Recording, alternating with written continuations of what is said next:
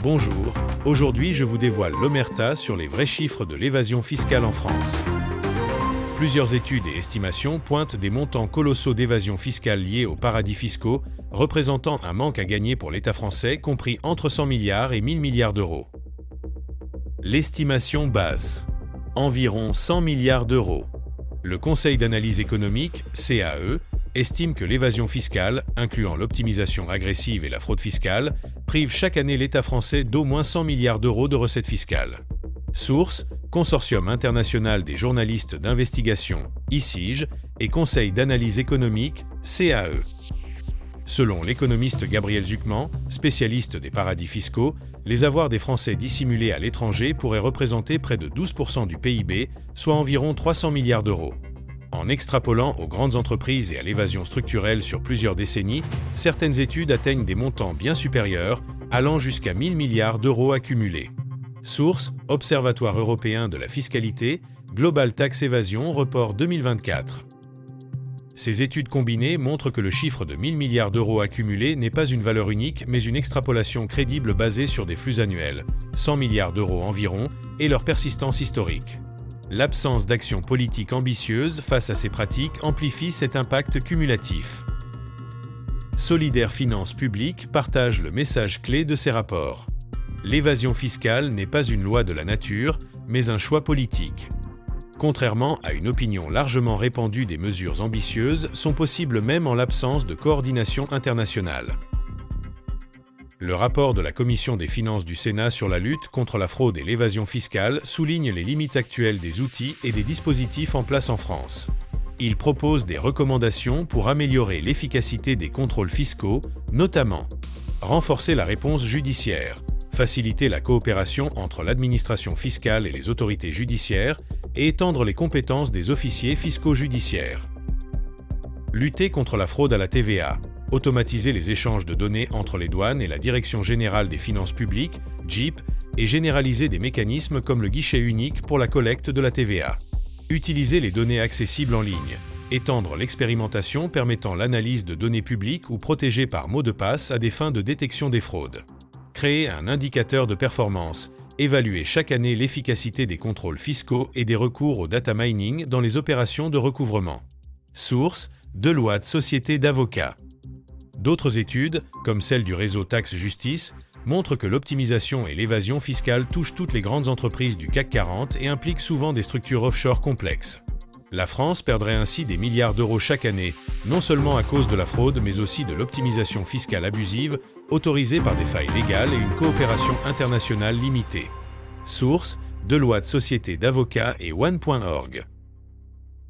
Les grands groupes, notamment dans la tech et le luxe, utilisent des montages complexes pour transférer leurs profits vers des juridictions à faible imposition comme l'Irlande, les Pays-Bas ou les Bermudes.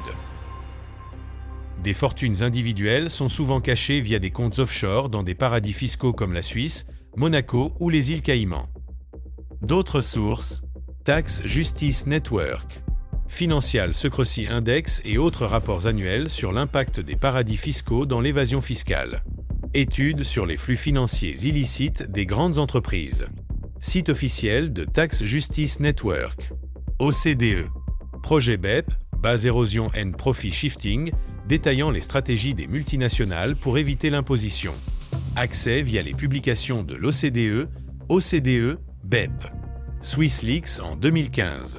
Révélations sur les comptes offshore de particuliers via HSBC en Suisse.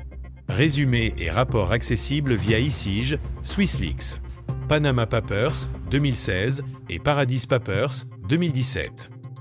Documents divulgués par le Consortium international des journalistes d'investigation, International Consortium of Investigative Journalists, ICIJ.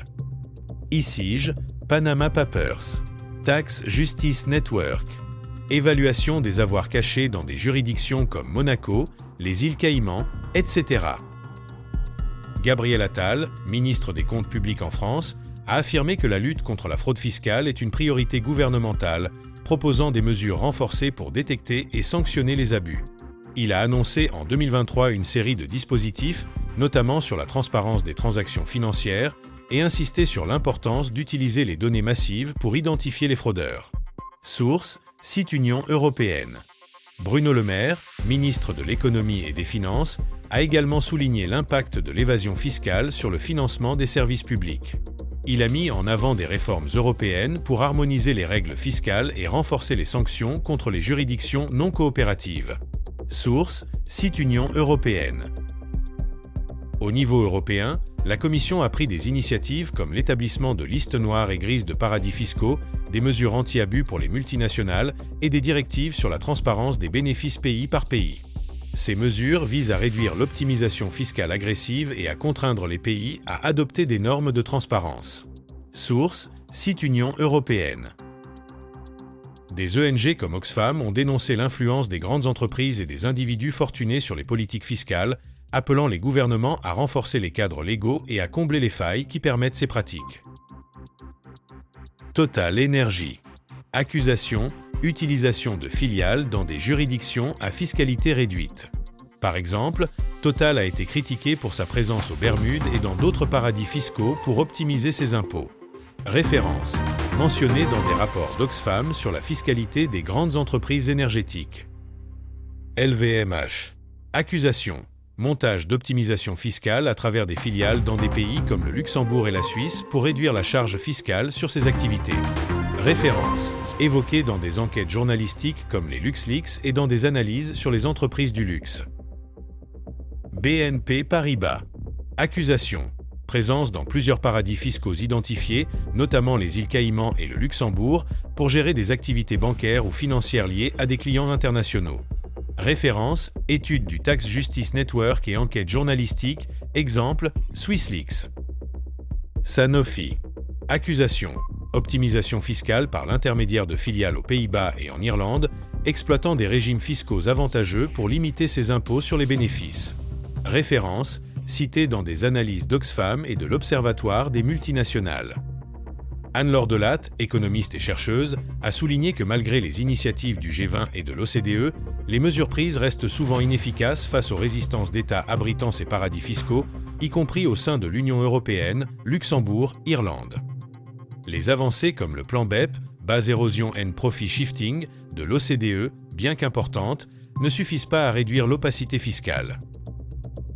Oxfam France critique vivement l'Union européenne et les États membres, comme la France, pour leur inaction dans l'établissement de critères solides sur les paradis fiscaux.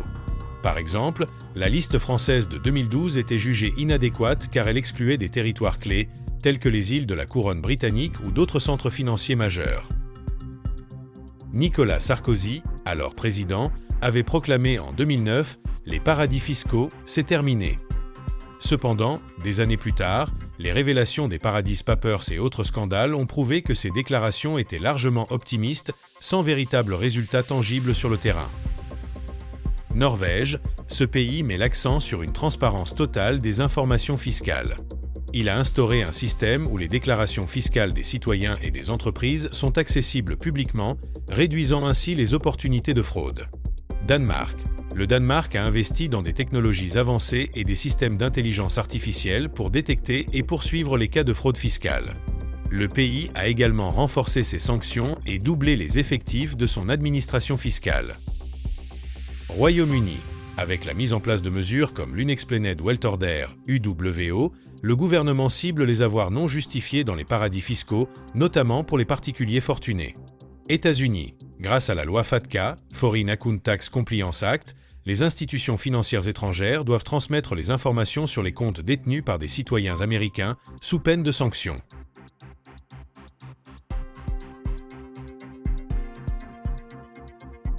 Suppression ou diminution d'impôts. Réduire de manière significative l'impôt sur le revenu ou la TVA, qui représente une charge importante pour les ménages. Par exemple, une baisse de 2 points de TVA coûterait environ 20 milliards d'euros par an. De plus, cela en rapporterait 3 fois plus à moyen terme via la consommation. Source: Oxfam. Santé. L'hôpital public fait face à des déficits chroniques. Ces fonds permettraient d'améliorer les équipements, d'embaucher du personnel et de réduire les délais d'attente. Par exemple, les besoins estimés pour moderniser le système hospitalier avoisinent 10 milliards d'euros par an. La gratuité des transports en commun à l'échelle nationale en France serait un investissement conséquent, mais ses coûts précis varient selon les hypothèses.